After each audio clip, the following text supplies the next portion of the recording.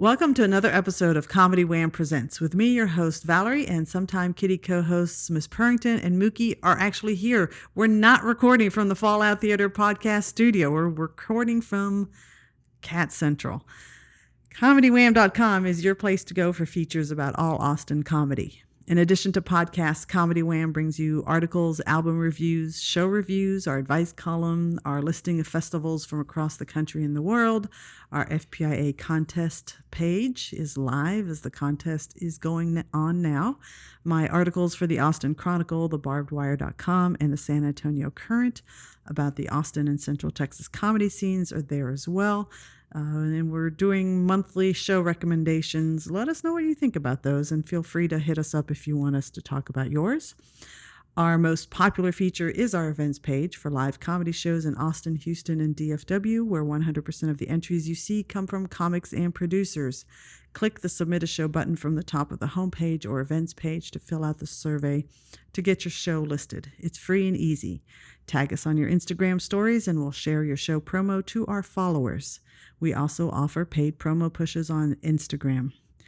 Speaking of events, come see our monthly show, Improv Vintage. It's on the first Wednesdays at Fallout Theater. You bring an item and watch it come to life in a fully improvised performance. We turn your vintage item into comedy gold. And just announced, the Comedy Wham Showcase is back at Meridian 98 at the top of the Sonesta in Bee Cave on Thursday, August 20th. Check out this lineup. We've got Michael Morgan, we've got Gretchen Dietz, and our headliner, Roxy Castillo. Come on, it's free, all for free. Want to support these resources we provide? You can donate to Comedy Wham on Venmo or Patreon. Click the Support CW icon on our homepage to see the ways that you can help us. And finally, our podcast was launched in 2016. That's 10 years ago. That's a lifetime ago. And we bring you funny people and their stories. As a fan, I like to delve into a comic's background and motivations, and we'll usually take a detour along the way. Consider the interview a way for you to get to know the folks that make the Austin comedy scene one of the best in the country. If you like this podcast, please rate and review us. Today, we're talking to everyone's favorite large animal veterinarian. He's built a great niche as a clean comic in this filthy, wink wink, Austin comedy scene. And he's got a book coming out in September called Chomping at the Bit. And I just got my exclusive copy, and put this in the trivia, I got the first signed copy. So there we go, everybody. And now Comedy Wham presents our guest, Matt Evans. Yeah, thanks for having me. Yeah, welcome. Glad to be here. Welcome, and thank you so much. Well, obviously, we're going to be talking about the book. Sure. For a good chunk of our time. But you said you've listened to a few episodes, right. So you know what's coming. Yeah. It's the icebreaker question. Right. And it is one word to describe your past. Yeah, so, a lot of people were surprised by this, but I thought about it. Imposter is what I went with. Imposter. Oh, yeah. And so that's, we'll get into that. That's the theme of the book. I actually, I was listening to an episode, Austin Silver episode, because I was just like, I've been on a show with him, but I'd like to, and I thought, quixotic, and I told my wife that, and she was like, "You are such a pretentious jerk." But I get myself into situations that I have no business being in. I'm overly optimistic about my ability to do things, which is how I ended up being a horse vet. So, but definitely every time I do that, then I go through a large period of imposter syndrome. Oh, that's hilarious. And I think that's actually the most relatable thing, because I think almost everybody with a pulse feels like an imposter, right, in new settings and situations until it's the fake it till you make it thing. And we all go, if you don't feel like an imposter, it's a really bad sign. Right. That you're not smart enough to know that you've got yourself into a lot of trouble. Right. Yeah. Where did you grow up, and what role did comedy have in your life growing up? I'm an Austinite. I'm a native Austinite. Really? Yeah. The unicorn. Wow. Born and raised. Yeah, I have a bit about it. The people are always impressed, and it's like I wasn't doing anything. I was just minding my business. My mom shoved me out here. Yeah. But yeah, native Austinite, born here, raised here, and then I grew up watching Comedy Central. That's I was born in the late '70s, so that was back when Comedy Central was just like they just played stand up all day long, and so Maria Bamford, Jake Johansson, very like a baby Adam Sandler. Those are formative memories of being like a kid supposed to be doing chores in the summertime and instead just hanging out with my sister watching stand-up comedy. And so, it was super important, but it never occurred to me that those were normal people. Like I just figured that they had all been made in a factory somewhere. Well, we know Maria Bamford, definitely. Yeah. She's not. Yeah. No, they're amazing. Yeah. And I heard you've been on her podcast, right? Were you on with Jackie and her, or was she? No? She wasn't on that. I was on Jackie's, oh my gosh. The one where you nerd out about a particular topic. Yeah, mine was. So you never met Maria? Not. I've watched her, but I've not met her. Yeah, she's amazing. Yeah, she's coming next month, and we're gonna get our tickets. Good. Yeah, she's comic's amazing. Favorite comic. Yeah. The quip I have about her, and there are other comics like this where, if you read what they do on stage, you're like, this can't work. Mm-hmm. This is insanity, and yet she is so hilarious with her, just like the ramblings, the ultra self-deprecation. It's the voices. Yeah, she's amazing. I have no ambition to do anything that she does. that terrifies me still. Well, yeah, and you'd have to be like in her head to be able to pull anything off like that. She's very unique. Very unique. Yeah. So growing up, skipping your chores, but watching Comedy Central, and did you have? So you didn't realize these were normal people in terms of probably this is a job that people can do. Right. That never occurred to me that was something I could pursue. I also wasn't like, I wasn't a class clown. I wasn't in theater. I had in junior high, everybody tried out for a play, and I got stage fright. So I was like, I couldn't even imagine doing that. It's I have a lisp still, and I have some jokes about that. But I had a lisp, and it was worse when I was younger. And so I was funny if you would talk to me, but I wasn't the kid who drew attention. And so and I figured that was the person who would become a stand-up comedian. The one in the class who came. Mike Birbiglia has that joke about the class clown comes in and it's like, you're fat, you're dumb, you're gay, and he was like, I was kind of fat, dumb, and gay, so I didn't. So that's how I felt. It's like, I never put two and two together at all. So completely out of the realm of anything that might interest. So book smarts is what you... book smarts, and that took a while, and I write about that in the book. But eventually, loved to read. Always loved to read. Loved to read funny things. I would say one of my earliest comedic influences, Dave Barry, who wrote. And so a lot of when you read my book, you'll be like, oh, that's kind of Dave Barry-esque, which it's cheesy, but also a high compliment. And then went to veterinary school and got out and had my first job, which is what the book's about, which was a really difficult thing. Like I wasn't raised around horses. I grew up in suburban Austin, and then I wanted to become a horse vet. So my story is kind of like a fish out of water story. What was that? Like what? Why? What drew you to that? You get exposed to everything in veterinary school. And I wanted to be a veterinarian because I read James Herriot, which is like All Creatures Great and Small. And I was like, I'll do that. I'll be James Herriot in Texas. And then I realized, I don't really want to work on cattle and pigs and everything. So then, you're in veterinary school, and I was like, horses are amazing. I would love to work on them. And then everybody and their dog lined up to be like, you can't, if you weren't raised around them, you can't be a horse veterinarian. And so then I was like, well, that makes me want it even more, Thank goodness nobody was like, you can do this. We believe in you. Then I would have quit. So I had my first job, and then came back here to Austin, and then I had a buddy who started a practice in 2004, and I joined him in 2005, and we were growing that practice. And I remember you spend all day as a horse vet driving around in a car, and it was a technician with one technician, and you listen to music and talk and work on cases and stuff, but there's a lot of downtime. And one of my technicians was like, we should listen to Jim Gaffigan, and she started to play Jim Gaffigan, and so it was like, I had an absence from stand-up comedy until that. So that was like, 2010-ish, 2008, 2000, and, of course, that's that whole imposter thing, but then getting in over your head, just the quixoticness of, I started listening to him and I'm like, well, he's just a fat white guy talking on stage, like I'm a fat white guy. We have so much in common. He likes to eat. I love to eat.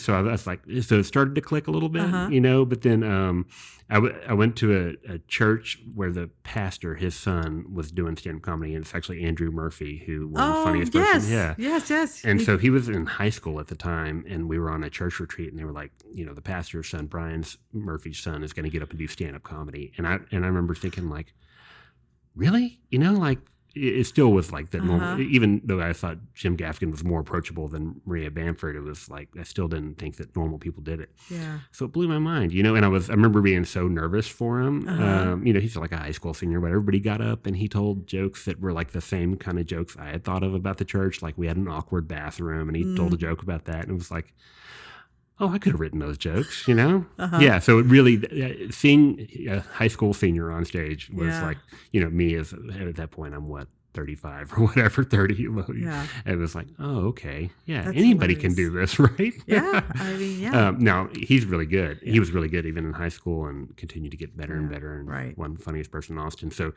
as is typical, like I, was seeing somebody do something really well and thinking, oh, I could do that, which is the story of my life. I read James Herriot, and instead of being like, he's unbelievable and intelligent and compassionate, I was like, yeah, that I should have that job. Ridiculous. So when you this was around 2010? Yeah, I think he was like, that was 2013, 14, 15. Yeah. So he was just like he was like a junior or senior in high school, and so he went on to take off, but that kind of planted that seed in my head. And so around that time I went and did like some open mics around Austin. My first one was same as Austin, was Silver's, was at Mr. Tramp's on 183. And so I wrote my little set, and I was terrified, and I went in the back and I did it. And then somebody was nice to me. I can't remember what his name was. He was an older black gentleman, and he was like, I can tell that was your first time, but those are funny jokes. Keep at it. Which was nice. He didn't need to say that. Yeah. And then I went to, I can't remember where the other ones were, somewhere off of Slaughter and Manchac. There used to be a bar kind of tucked in there. I don't know. I can't ever find it. Every time I drive by, I'm like, was that where it was? But I had some classically bad open mic experiences, just where I'm bombing to a room of uninterested comics. And, Yeah. Did you ever do Love Goat?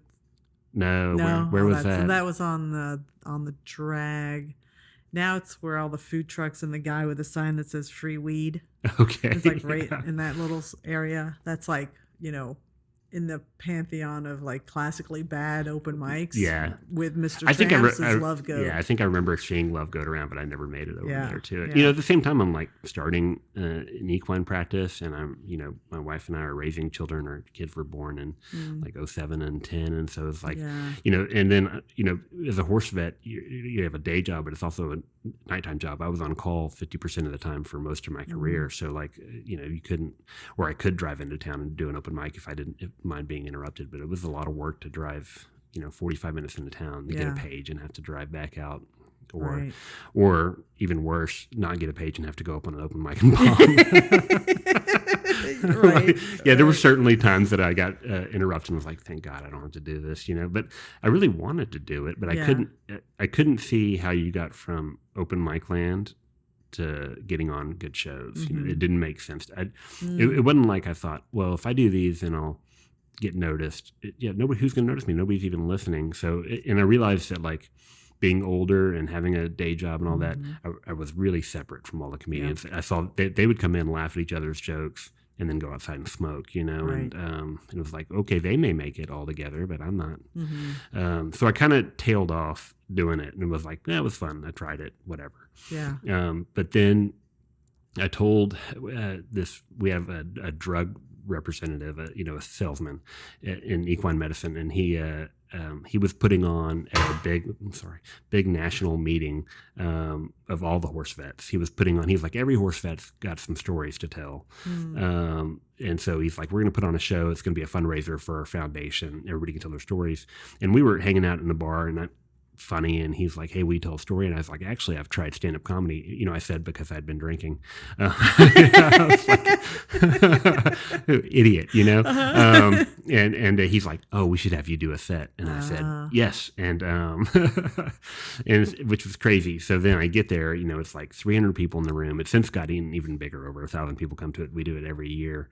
And it's like a ballroom, and it's well lit, and I know everybody in the room. They're all my colleagues. Yeah. But I had written 10 minutes of horse vet comedy, like jokes that would not be funny but very insider baseball. Yeah. But a lot of it was stuff that I'd been joking about for years, and so they were easy jokes to write, and it went really well, So I think every comic has that one set that like goes well enough. They're like I was so nervous I couldn't almost make my voice work to start, but I got a laugh with my first joke, and that wave of laughter hits you, and at the end of that show, like not to confuse your audience, but I also paint. I make oil paintings, and I'd been painting for 5 or 6 years at that point, and people would say stuff like, "It's nice, it's pretty," like whatever. They were mildly complimentary, but nobody ever got excited about my paintings, But then excited about it. But then after this show, it was like a line of people lined up to be like, "That's amazing! How did you do that?" Wow.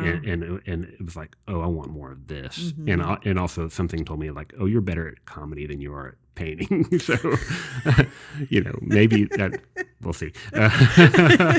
But that was like that show, and when that happened, I was like, I want to do this more. Yeah. That was the thing that kicked it off. So much there that I want to explore. Yeah. One is, so you did this set in front of 300 people.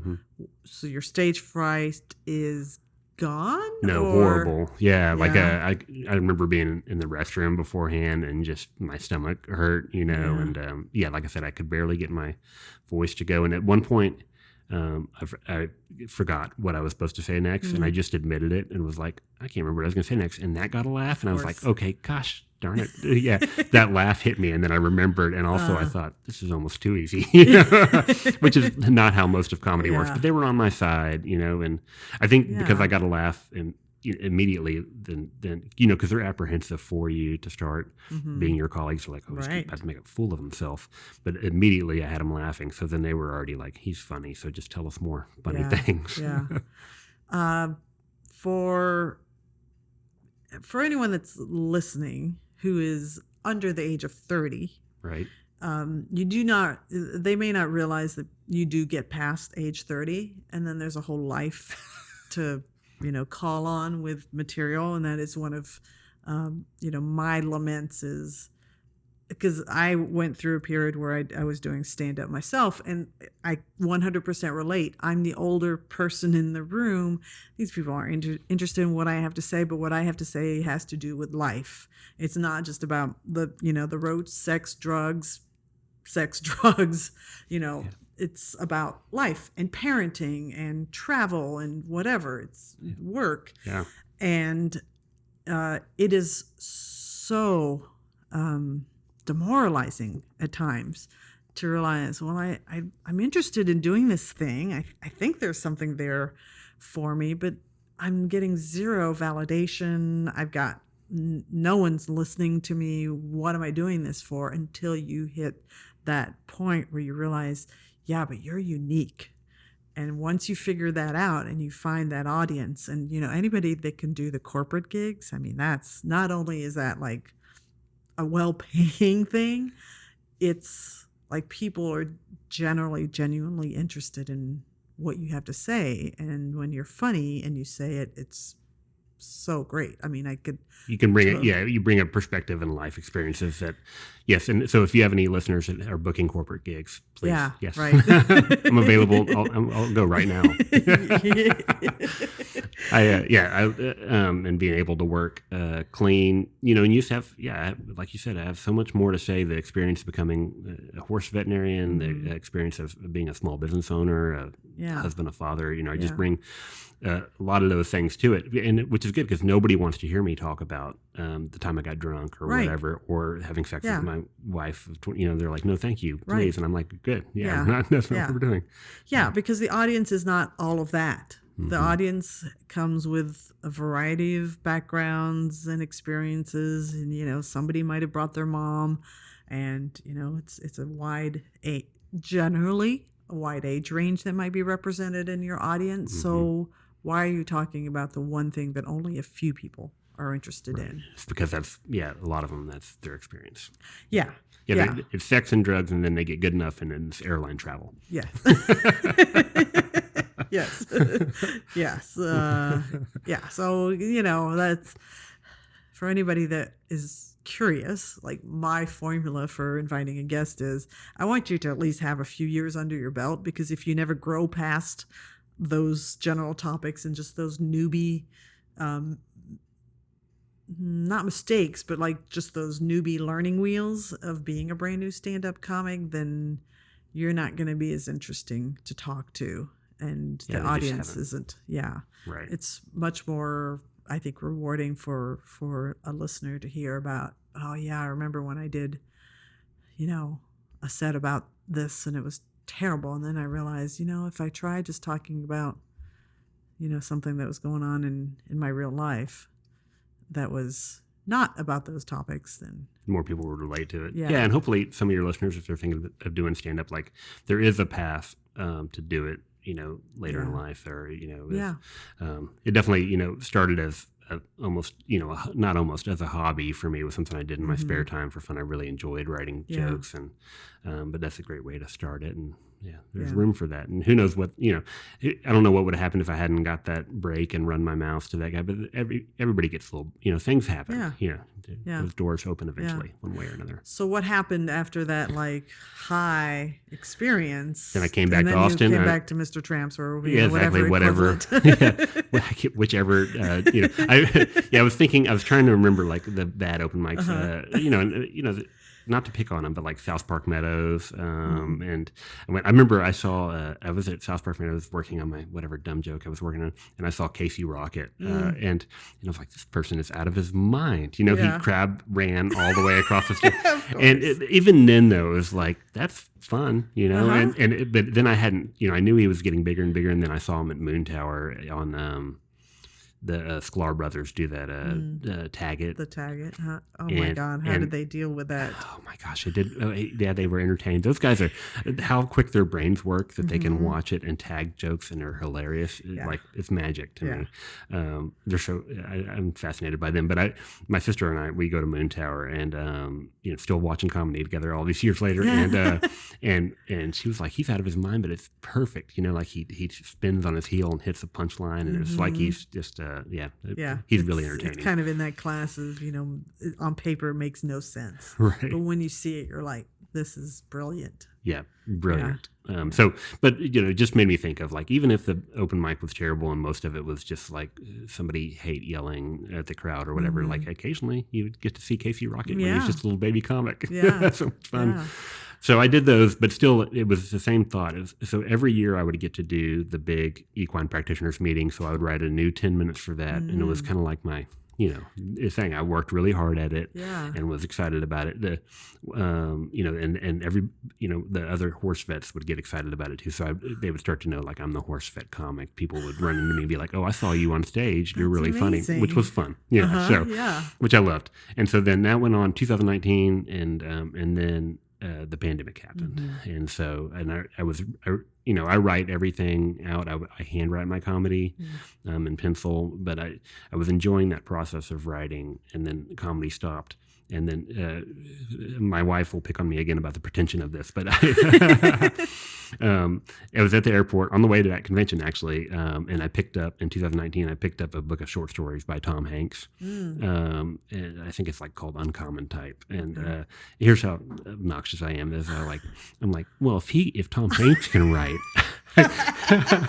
he's not a writer, but it's like, yeah, he can write. He's been telling stories professionally, beautifully for his entire. Yeah. Of course, he can write. I like how your wife just kind of level sets you. Yeah, she's the best. I think of jokes while I'm shaving, and I come out and I pitch them to her, and she's like, "No." Oh my God. Yeah, she's wonderful. And so, but I was like, if he can write, I can write. So I started writing essays, and it was like everybody's like, the old trope is write what you know. Yeah. And so I wrote veterinary essays, and I'd been inspired by James Herriot's books, so it was real easy to see. Like, he wrote essays about what he did for a living and about his job and career. So I just started writing essays about being a horse vet. And the first one I wrote, I shared with my colleagues at my practice, and they were like, "This is terrible," Oh man. Yeah, I know. Yeah, everybody in my life just lines up to I have a lot of honest friends, which is That's nice. Good. Yeah. I mean, it's good. So, but then I wrote another one, and they were like, "Okay, this is good." And it actually is in the book. It's the essay "My First Day." So, it in the book, it's been rewritten 17 times by then. But the shape of it was there. So I started writing those, and then the pandemic is in full effect at this point, and I'm, I have a lot of downtime. We saw horses on an emergency basis, and so we would stay busy with emergencies, but we weren't seeing routine cases for a while. And so, I thought I was going to lose my business, and I had no idea what was going to happen. So it just like, instead of just sitting at my home, weeping or drinking, I did a lot of drinking, but then, I started just writing these essays. So they started to stack up. And then the next pretentious thing is I was listening to a podcast with Gary Goldman, and he said he was inspired by a book by David Mamet. You know who that is? He's a playwright. And so, and he had a book called 3 Uses of the Knife. And so I'm like, well, I should read that. So I get this book by David Mamet, and it's about the hero's journey. It's about the 3-act play, and it had a structure or story, basically. And I had no idea when I got it's just a little pamphlet of a book. And as I was reading it, I realized, I actually had gone on the hero's journey. Like, I had been like, I want to be a horse vet. I had no business doing that. That's the hero, like, making a decision, Bilbo Baggins leaving the Shire, and then had to go through it. So and I actually had most of the essays written. I was like, this one goes here, this one goes here, this one, and so then I just filled it out and finished the book during that time. And so this book's been written since 2022. Was when I finished it, but then it was like, what do you do with it? So then I queried agents, and if anybody's interested in the publishing industry, it's so much fun because they reject you by just not answering. I was going to say, I've heard that it's brutal. Yeah. So you just make a list and you look up. You go to your favorite memoirist book and you go to the back and the acknowledgments, and they say thank you to their agent, and then you email that agent, and then they don't answer you, right? And so. This is going to get convoluted, but at that same time, the pandemic starts to wrap up. So I'm starting to get back in stand-up comedy, and then I did something that, I didn't realize I think that was smart, but I didn't want to go to the mics again, but I wanted to do comedy, so I signed up for a class at the one that, I don't know what it's called now, Merlin Comedy Works. Okay. So it was Zach Scott, Valerie Lopez, and that really helped. She was great. She's and gave great. Me feedback, great coach. But what it really was like, in addition to her help, was this cadre of people who you were friendly with. They were supportive. It didn't matter that I was 45. Everybody was nice to each other, glad to see each other. And it was like a mic every week for 7 weeks or whatever. Nice. And so, I still do the material that I wrote. My 7-minute set from that still shows up in my act off and on. And so there was so good. But she mentioned that she was doing the Artist Way book, and then Gary Goldman had mentioned it too, and it's like, all right, I'll do the Artist Way.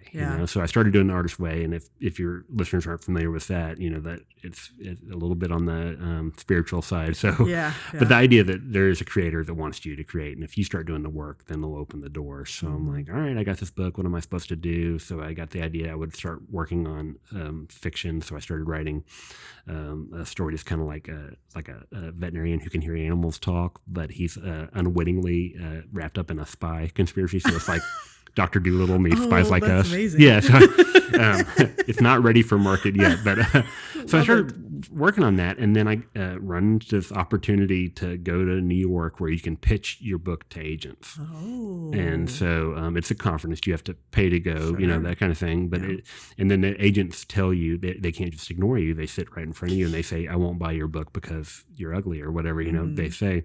But they have to tell you. So I was like, I'm going to go get some feedback, Exactly. And that's very artist way that she's like, before that, you run into those opportunities. You're like, I'm not ready to pitch to an agent. I don't have, this isn't for me. But she's like, the universe is putting that in your face for a reason. Do it. So I was like, all right, we're going. So I went to New York City and I pitched, I think we pitched to 6 agents. The first 5 were like, it's a funny idea. I can't, it's not really marketable. Like a lot of them would say, I don't know where that book, where Dr. Dolittle meets Spies Like Us, where it lands on a shelf. We don't know how to market that. There's not any comps, that kind of thing. And so, and I am going to write this book. So if your listeners write this book, and I will sue you. Yeah. This is copyrighted here. Yeah. But the last one, my agent I signed with, Paula Munier is her name. She was like, I'm not sure about the book. That needs work. But as part of my pitch, I had said I have a finished comedic veterinary memoir. But she's like, I can sell the comedic veterinary memoir today. So we signed. Wow. I can still remember like walking. You're in Manhattan, and I'm walking back to my hotel, and I'm like, signed with a You're literary. literally walking on sunshine. Yeah, so That's it's like amazing. over the moon, and we're going to sell the book, and then and everything's going to be. And then it took 3 years to sell the book. At least in like once you have an agent, then the publishing companies reject you, but they have to say why. And it was always I don't have a big enough platform. If to sell a nonfiction book, they want you to have 50,000 followers. They do the math. They're like, if you have 100,000 followers, 10% of them are going to buy the book. That's enough for us to make enough money. Here you go. They don't even care what the book's about at that point. You could be Prince Harry. Yeah. And they reject you based on lack of platform. And then finally found an acquisition editor whose name is Jeremy Ruby Strauss, and he was like famous for being the bad boy of editing because he would pick people up off the internet who had blogs and then turn them into books, and it became kind of a profitable niche. But he was one of the first people to do it. But the book that kind of made his name was I Hope They Serve Beer in Hell by Tucker Max. Do you remember that coming out? No. Basically, this guy, and I've never read it. Don't tell Jeremy or Tucker. I guess we'll find out now. But I think Tucker lives in Austin somewhere. But he was an attorney in New York City, and he was a horribly behaved, debauchery and womanizing and drinking. And he started to write essays about that, blog post, and then they put it together into this book. And they made it into a movie too that I don't think did very well, but that's Jeremy's claim to fame, and he did this a lot. Anyways, I appreciate that he read my book and was like, "Oh, this is funny. It's worth taking a shot, even though he doesn't have a platform." Because I don't know. That is one downside of being older. I have no idea how one might go about building a platform. Yeah, and also it's the chicken and egg problem. Like, okay, how do you get that chance if you have to have already had chances before? Right. It is. So you just need breaks. So just like a series of breaks. And so that's that artist way, synchronicity. The right people show up at the right time to help, and you have to be willing to go for it. Yeah. And so, I had to be, willing to follow through. And so all that time, I do Valerie's class, and I'm doing stand-up comedy. And then I was looking for mics to sign up for, but like my worst case scenario always would be that I would drive into Austin, pay to park, whatever, and then go to a mic and not even get on it, because it's at that point it's 2022 in our city, Joe Rogan's Everybody's here. here. Yeah. And so you could just, they're like, sorry, there's 40 of y'all. And so I found a mic that you could sign up for beforehand, and I was like, hallelujah, And it was a production company. They were in LA at the time, Can't Even Comedy. Do you know Caitlin and Maxwell? Yeah. So they were coming from LA, and they were doing a show at a yoga studio, which to make things even more connected, that the yoga studio is owned by Macy Isaac's sister. No way. Which I found out later. Wow. Yeah, I saw her at the show when I opened for Macy. She was like, I know you. You were at my yoga studio. Oh my gosh. So super sweet lady. Wow. So supportive. So cool show at yoga studio, and they had a mic beforehand. And if you won the mic, you got a spot on the main show. Oh, fun. And I did my 7 minutes I'd been working on with Valerie and a classmate that I'd done a bunch, and so I won the mic and I got a spot on the main show. Wow. And I remember they brought Ray Lau and Scotty Cav, and so it was like in a bunch of comics from LA. But I remember Ray because he stood out. Even this was he's blown up now. Yeah. But he was still funny. My big memory from that show is, besides doing comedy in my socks, because it's a yoga studio, was I did fine. My 7 minutes went great, good. They laughed. Everybody laughed all the way through very nicely, just like that. Yeah. And then I go to the back of the room, and Ray comes up like 2 comics later, and it's like, oh, I didn't know the room could sound like that. It's just like roaring, like flames of laughter. Yeah. It's like, that's what it looks like. That's good. Which is good. That's the Ira Glass, the gap, where it's like you see where you are and you see where you want to be and you want to give up, but instead you just got to keep producing work to close that gap. It's all incremental stuff, and you don't realize how far you've come until you kind of look back at the stuff that you always got to look forward to see. Oh, this I could do more. I could do so much better. Yeah, there's room. And so Caitlin and Maxwell went back to LA, and I went about my business trying to get the book published and all that stuff. And then they came to Austin, and they started doing shows around Austin. They were doing a show in where I live. I live out in Dripping Springs, where my practice is too. And so I went to one of their shows there, and I said hello afterwards. Hey, I was on your show at the, and so they gave me a spot at the Dripping Springs show, and it went well. And then also, I know people in Dripping Springs, so I had a following out. Yeah. So, and then the guy who was hosting the show broke his leg and couldn't host, and so that would make you think that I believe that the creator broke this guy's leg, which is a mean thing. Very mean. Very mean. No, but they needed a host, and so they had me host, and so I've been the host of that Can't Even show ever since, and they would have it quarterly out in Dripping Springs, and they bring out a great lineup. I've met so many amazing comics on that show, and then because I'm doing it every time, like it's the same people who show up in our community, I can't do the same 10 minutes every time, so I would write a new 10 minutes so they have forced me to write so much comedy to do there. So big shout out to Caitlin and Maxwell, super supportive of me, and they do that over and over again. They find people they think are funny, and they give them a chance, and they get them out. And I'm trying to think of like Dylan Carlino was on that show, Cam Patterson's been on the show, Dean Stanfield, Jimmy Monahan. So I mean, so many really great comics in Austin have come through there, so it's been so much fun. It's a great show too, because it's got a good crowd, and it's a nice room. It's like this dance hall, but it's got a low enough ceiling that really thankful for that, because that, I think that I was doing that show already by the time I sold the book. Those kind of things overlapped. So being able to say like, oh, I'm a working comic in Austin, and I'm hosting this show, helped sell the book, and then it all goes together. So really grateful for them to get that opportunity. And then because you're on that show, then you get on other shows, and that's how that works. And so that's the way out of open mic land, but I don't know, it takes everybody a while, and exactly, and it's going to be different for everyone, but well, that has been quite a lot of information. I just let you have it. I'm like, you had a prepared thing. I didn't have to do anything. We're going to take this little intermission with this game. Where should we begin? Esther Perel, if you've ever heard of her, she's like this world famous psychologist. I don't know. She wrote these prompt games, cards. And so you're going to point to one of these 2 cards, and whichever one you point to, I'll take and read that to you after you read the other one to me to answer. And they're and you've looked at these already? Most of these, yes. Yes, I've pulled the bad ones out. You're going to point to this one? I'll do that. Yeah, I'm going to do the one on the right. All right, so you read that one to me. Okay, yeah, and I'm glad I didn't have to answer this one, but I'm sure mine won't be any easier. My story of heartbreak. Oh, my story of heartbreak. Oh my gosh. this is so dumb, but I think about it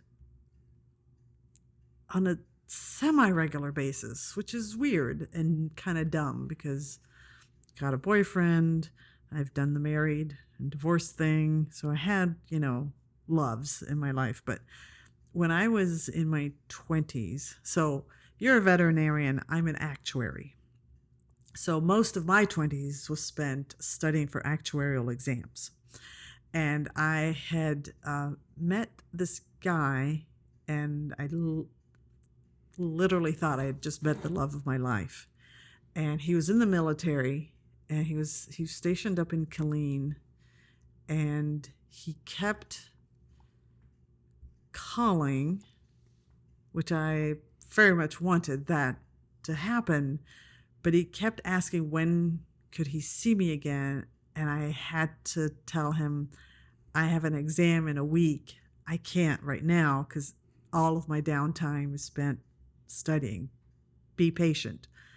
He was not patient. Oh, no. So I was very bummed about that one. But you had no choice. Yeah, you got to pass your exam. Yeah, but now being older, I'm like, well, did I make the right choice? I would eventually have passed the exam. You would have gotten it. Yeah, you could have just hung out while you studied. Yeah. Or, maybe he was a jerk and he just, good impression up first. But, I felt something there. Yeah. And then, you date all the duds after. You always wonder. Yeah. Always wondered. So, yeah, I think that's my, it's not massive heartbreak, but it's like, I think about it. Okay. I think this one is well suited for you. Okay. I wish I had never seen. Wish I had never seen what things that there's horrible cases that I wish I had never seen. Yeah, that's what I was thinking. I don't necessarily mean for you to share those, but no, this is not the place for that. There are definitely have been losses as a veterinarian that just really take it out of you. It's that is something that people may or may not know, but mental health issues in veterinary medicine are real. Like we have a really high suicide rate, and so because it's you get into this because you love animals, and then you lose animals, or even worse, the things that you do trying to help animals hurts them, which is part of medicine. And so wish I had never seen that. And God bless James Harriet.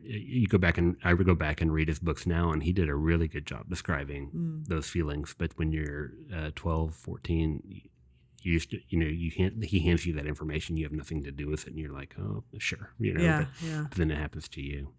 So those things shape you, but that is something that I wish I had never seen. One of the things I'm going to do to promote the book is to go to veterinary schools and talk about imposter syndrome, and talk about using humor to overcome imposter syndrome. Because I do think that it's important, in every profession, but in veterinary medicine, the one that I have access to talk about. This is hard, and it's going to be hard on you. And so, that's a great service to do that. Yeah, I'm excited about it. Yeah, because I imagine that. Especially if these are all young people, they think about that a lot and probably don't share it with other people. Right, just getting it out where we can talk about it and doing it humorously. So, just another one of those synchronicity things. I was on Valerie's show. She does that great show at Cold Town. Half empty, half full. Yeah, so much fun. Yeah. And the writer I was on with is a guy named Dale Bridges, and he's really funny. He read an essay that was like the idea. It was like an indecent proposal, the old Jonathan Swift essay, but upgraded to ice. It was, and hilarious. But he was, I had a good set, and then he messaged a friend of his who's a comedian and was like, hey, this guy was in Austin and had a good set. Nice to do. And then that comedian messaged me back, and I had seen his clips on Instagram. His name's Paul Ozenkup. And so then I did a deep dive into, he's nice enough to be nice to me. So I'm going to look into, and he speaks on the power of humor, in our everyday lives for mental health and in our workplace. And I had no idea, that, I knew I was addicted to it, that if I can make you laugh, I get dopamine. Right. It's but I didn't realize that there was evidence-based medicine, that it really is powerful. So it's been fun trying to put this lecture together and realizing that there is real value in incorporating humor in our lives. Absolutely. Yeah. Yeah. For me, it worked for a long time. And I've been at my same company for 14 years, a long time. Mm-hmm. And for much of that time, I kind of kept it low key that I was involved in comedy at all. But then I just started letting it out, and now people kind of know that I'm the jokester. Yeah. And it's great. I love that. They enjoy that. And you're who they come to when they could use a little They'll say, dopamine. oh, did you hear about so special? I'm like, yeah, okay. Yeah. So, it's fun. No, it's good. Yeah, there's a place for it in the workplace and in our day-to-day life. It doesn't just have to be on a stage. And so, yeah. So one of the things I'd like to dig in is the fact that you were doing comedy before the pandemic and then since the pandemic. And so you kind of got to see the two worlds of our Austin comedy scene. What did you think about the pre scene and the post scene?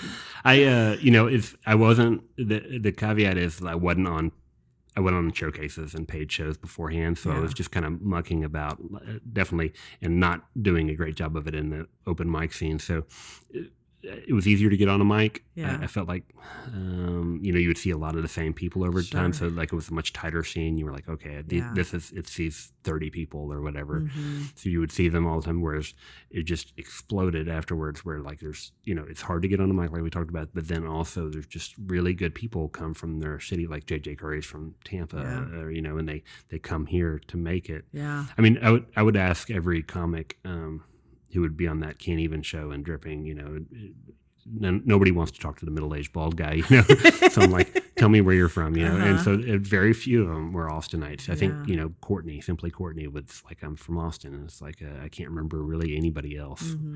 The rest of them were from out of town. And so really changed, I think it has upped the level of comedy in Austin. And so I work clean, and like you talked about, I have all these other perspectives. So I definitely don't vibe with I don't have any intention on getting on Kill Tony, or I signed up for the Mothership mic a couple times and realized, even if I got on there, what really? What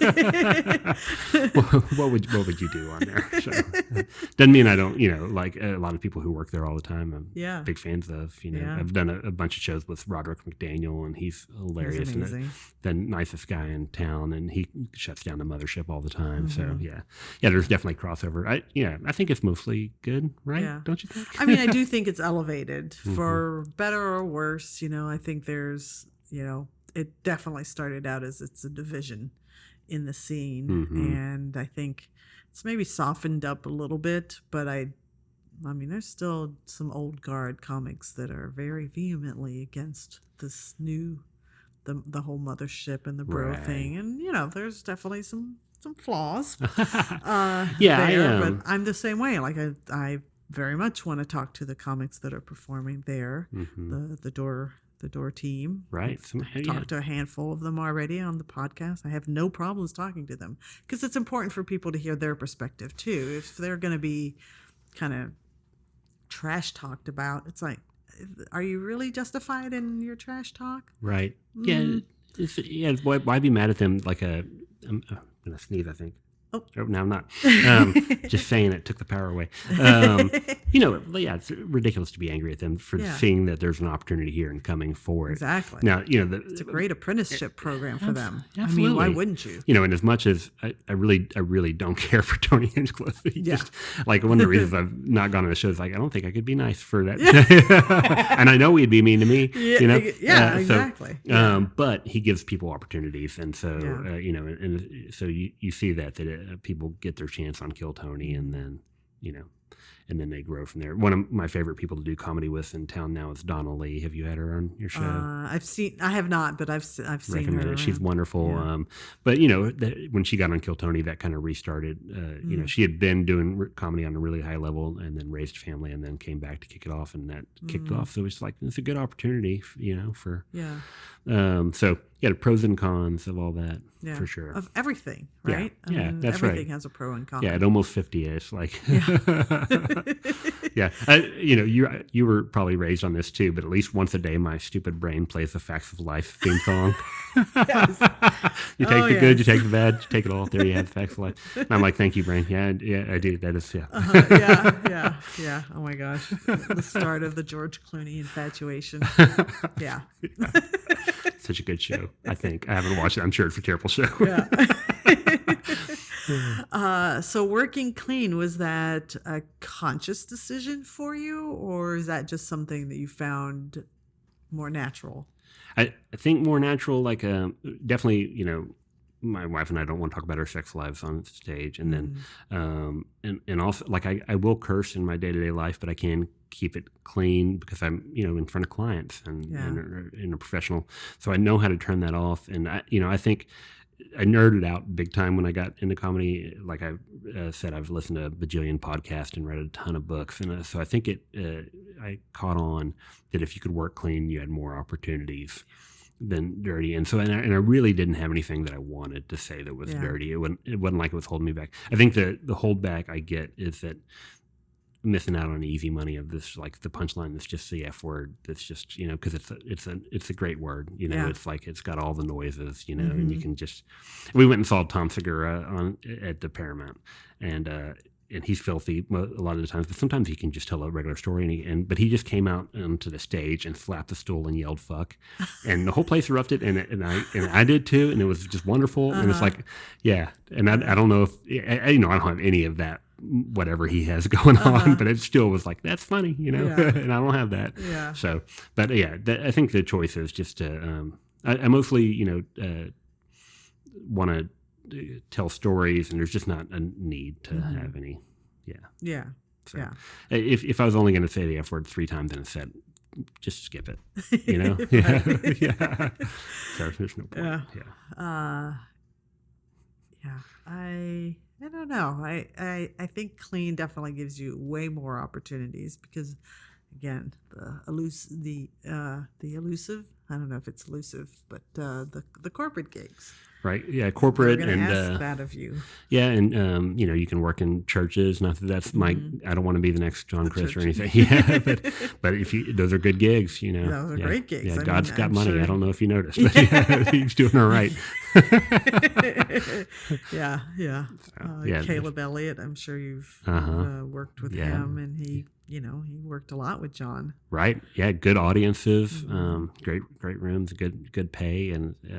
Yeah, I mean, it's so hard to get a good audience in Austin that it's like that anywhere, and clean gives you that opportunity sometimes.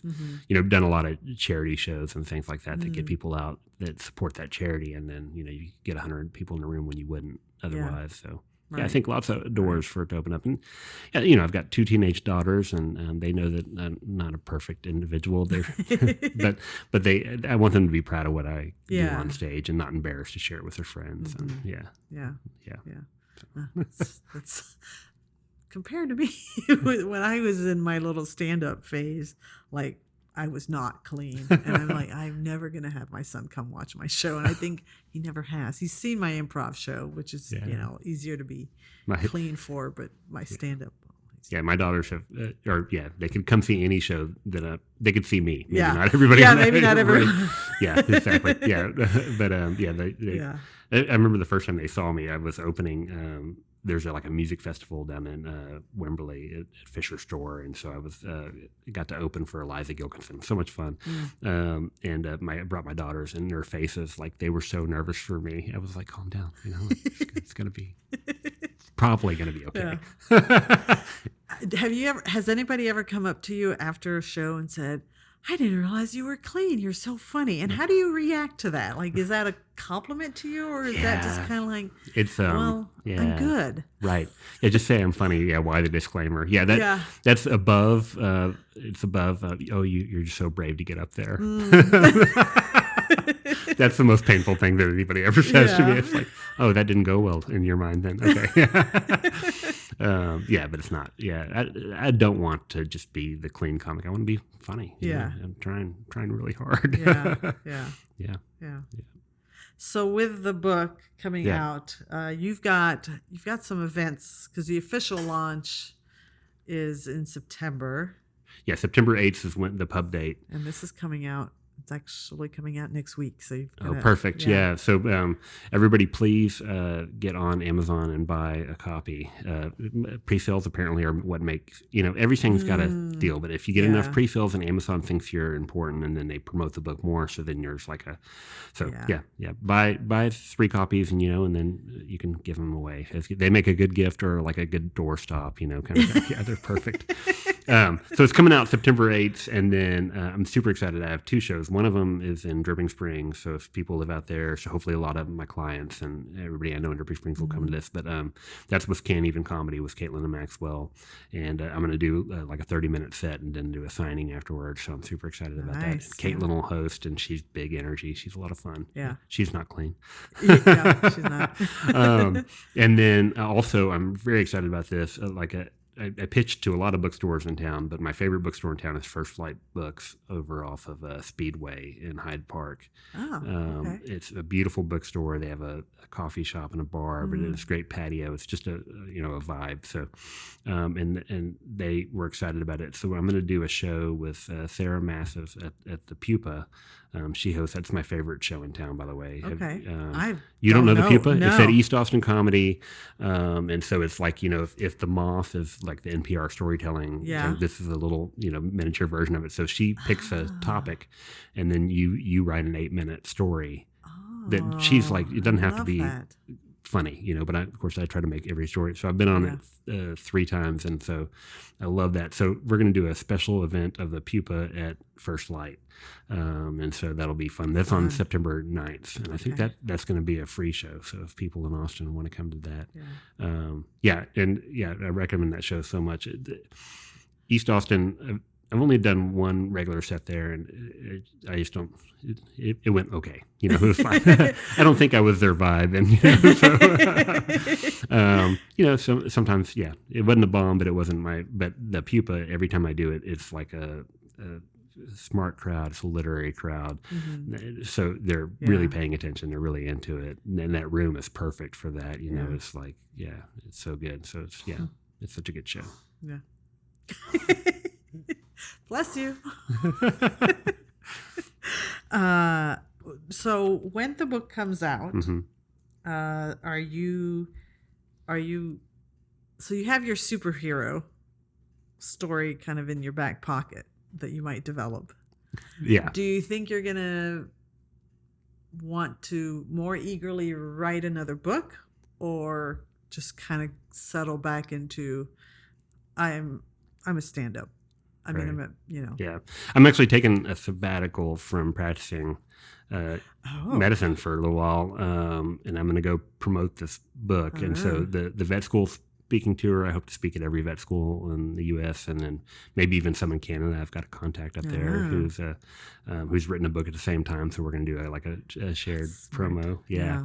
He's interesting. He's like the guy in Toronto who, when on the morning show, when somebody brings out a dog, that he's that vet. So he's got connections up there. Sure, that's awesome. Name's Cliff Redford.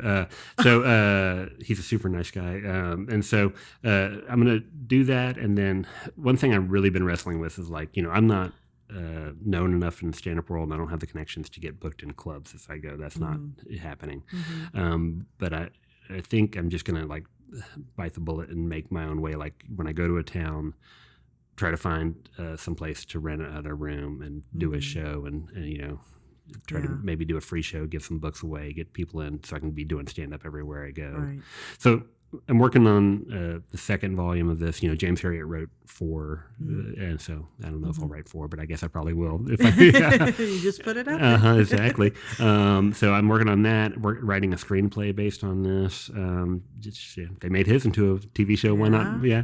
So I'm doing all that and then working on that fiction, trying to get it going. But my dream, I haven't mentioned him yet. My probably writer, comedian, but really writer, humorist hero is David Sedaris.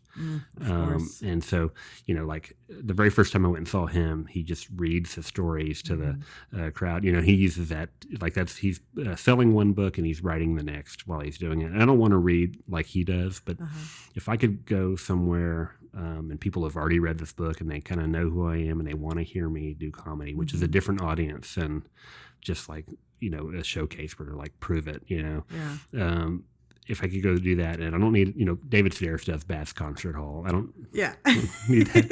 If I could roll into town and, do like a 100-seat room of people that have read my book and I could do comedy for them, and that would be a lot of fun. Mm-hmm. So that's kind of my goal. Yeah. But yeah, this year we'll see if I can sell enough copies of this book to get a second book deal. Right, because if this one doesn't move, then that'll be it for me with the mainline publishing industry. You can always self-publish, which I certainly had considered. So see, it's all I'm just chasing it, But at some point, probably getting back into practicing, but not at the level I practiced for 23 years, and so in equine medicine, it's like physical labor and nighttime work, and there's no way to do it without doing that. So we'll see how I incorporate that. Yeah. You've mentioned several Davids in our conversation. So many Davids. The one that I keep thinking you're going to mention, because he's also a multi-hyphenate, Dave Hill. Oh, yeah. I don't know if you're familiar with him. I've read one of his books. He's a great storyteller. He's, I've been a super fan of his for a long time, read his books, watched his comedy, his concerts, everything. So I'm amazed by, I think probably the reason I don't have a relate to him, because it's like of all my interests and of all my aptitudes, that sounds so arrogant, but like I cannot play music. I can play the guitar, but like it's horrible. I don't understand music. Like I don't, So whatever he got that, and which is an amazing thing. Like Fred Armisen, who can, and talks about like the rhythm and musicality of comedy. Yeah, it's like that special is crazy. And it's just over my head. Like, I don't know. Sounds good. But I think the lesson of Dave Hill is, I think a lot of what he has accomplished is very much like self-made. Like he knows so many people. Like he opened for Tenacious D before Kyle got canceled. He's opened for Snoop Dogg. Yeah. So he has these connections with random people. So I know him because he was on Tom Papa's show at the Cellar all the time. That's how I knew his name. So that's why I bought his book. And read. And I think with his books, the first one was probably for sure a shot in the dark. But now he's at 5, I think. And his tours, like he doesn't come down to Austin much because I think he doesn't like, what the scene has become. But he'll go to other cities and towns and kind of figure out his own way. So I would love to do that, to follow that way. I think, but I'm also just open to that. I don't know anything, like this is, once again, I've, dove off into something I have no idea about. Like, this is just like when I became a brand new horse vet. I'm just, I'm older, but I don't feel that much wiser. Like I'm gonna have to learn, and some opportunity will present itself and I'll pursue that, and whatever dream I thought I was gonna do, I'll realize, well, that wasn't actually it. So, And you mentioned Roderick, and Roderick has toured all over, so he would be a great person to pick his brain. And he's very generously already offered his information, so he's so good. Amazing. Yeah, he's the nicest guy. Yeah, so everybody go find Roderick and get a hug. Yes. Yeah. Oh my gosh. And then watch his stand up and be like, oh my God, he's filthy too. He had the best set I've ever seen anybody have at that Can't Even show at Hudson's. Oh my gosh. He just tore that room apart. And do you know Maverick McWilliams, I think is his last name? I don't. He's a firefighter who does comedy. Huh. But he was funny too. But Roderick was like, I'm going to destroy this room. He's going to have the hardest time following me. Just that big grin on his face. And Maverick did great, but he destroyed their room. He's just up there, oh my gosh, they had that crowd eating out of his hands. Anytime I land a new show a stand-up show, he is my go-to for a headliner. Yes. Especially out here, because you never know. And he's so good at like getting right to the line where he's going to cross people's expectations. Mm-hmm. And he just skirts, and then he just He has takes them in. that new special out there on YouTube if people haven't seen it. Yeah. And he has a joke that he did that night that it's like about a Hallmark movie. Have you heard that joke he does? I'm not sure I have. No, I don't want to ruin it for anybody, but yeah, enjoy. Yeah. It's just, Roderick is great. Yeah. So great. Yeah. So he's a nice guy. So he had some advice on how to do that because he and Cody Mears have done really are smart about how they go about that. So both of them helped me out. So nice guys. Just like life is full of frustrations and beatings. I wrote about a lot of suffering in my book, but it's also full of people who are nice to you for no gosh darn good reason. Yeah. Just to be nice and supportive. Right. And people talk about the comedy scene being cutthroat I'll tell you this, after 23 years in equine medicine, it's just people, that's also how horse vets treat each other. You would think we would all be nice to each other, right? No. Yeah. They talk bad about you behind your back and steal clients and, opportunities. And so it's just a comedy scene. It's just like anything. Yeah, it's like anything. Yeah. Festivals the actuary are just world. Conferences. That's, it's just a different industry. Yeah, right. Absolutely. Yeah. So I've seen that for sure. But so many fun people in this scene. I've really enjoyed it, and then also, you do it long enough and you run into kind of the people who are working clean. So I'm friends with a pastor who does comedy, Michael Dennis. And then there's a boxer in our scene. He comes and goes because he's a professional speaker, but Cam Awesome. Have you seen Cam? No. His last name is Awesome. He changed it legally to Awesome, which is part of his story. I won't tell his story. But we do clean comedy shows together, and it's so much fun. And then Eric Snader, who I know you've interviewed, and then Donna Lee. So it's like all of a sudden you have your own little kind of crew of people that you love to run into. It's been so much fun. That's been, I've really enjoyed that compared to just showing up to a mic and not knowing anybody and hiding in the back. Yeah. Luckily I drink, so at least I can get a beer or something. Well, Matt, is there anything that we haven't talked about that you want to? No, I feel like I talked a ton. I point. That's listened to your the Macy Isaacs point. one, and you were like, take it away. So I took it away. I just appreciate you having me on. Yeah, absolutely. I'm glad the timing worked out because I think when I said, maybe this summer, I had no idea that the book was going to be this is perfect. part of the thing. So I'm glad that could work out. Yeah. All right. Are you ready for your closing question? Yes, I am. Okay. One word to describe your future. Optimistic is what I'm going to go with. I pitched to my wife again, sanguine, which is like optimistic in the face of like, the fact that it's going to be hard. And again, she was like, oh my gosh, I hope everybody's going to hate you more than they already do. These are all words that I distinctly remember from my junior year SAT prep class. So she's not wrong. She's right. But also, she's always right. Yeah. No, optimistic. Yeah. As well, but yeah, sanguine. We'll put that in a little in parentheses. Quotes, yeah. No, I can't wait to see what. I don't know where it's going to go. Yeah. But it seems like everything is following in the artist's way. Seems like it was really a good move and put all the right things in front of you. Yeah, for sure. I would recommend that to anybody who's struggling as a creative. It's just like it'll make you make work, and then things will happen. Yeah. Awesome. Well, that is a wrap on Comedy Wham presents Matt Evans. Matt, tell us where we can find you on social media, and let's hear it again. Okay. The big project. So Matt Evans comic on everything. I think I'm most active on Instagram, but mattevanscomic.com will take you to the book. The book's called Chomping at the Bit: How I Became a Horse Vet Against All Common Sense. And so you can buy it anywhere my publisher with a gun to my head says buy it on Amazon. So pre-order it. And if you're going to pre-order a bunch of copies, do them in multiple orders because that's how Amazon works. Welcome to a new world. Matt Evans comic, and love to see you at one of the openings. If you're in Austin at the First Flight with the Pupa on the September 9th, or in Dripping Springs on September 12th with Canevin. Okay. And I'm looking at this, and it's a 258-page read plus a afterword and acknowledgments, and this is great light reading that you can take anywhere. So yes, make sure and order on Amazon the book and catch his comedy. Well, we hope you've enjoyed learning about how Matt got to be the comedic genius that you heard today, just as much as I have. Curse the imposter syndrome.